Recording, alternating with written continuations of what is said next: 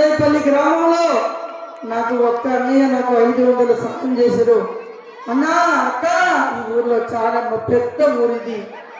మన ఊళ్ళో నాకు ఒక్క అన్నయ్య ఇచ్చాడు, 500 ఒక్కలు ఇచ్చినారు. అది కుమ్మరి నవీన్ గారు, కుమ్మరి నవీన్ బొప్పులు పులి.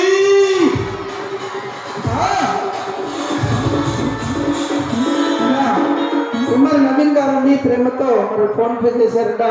వారికి నమస్కారము.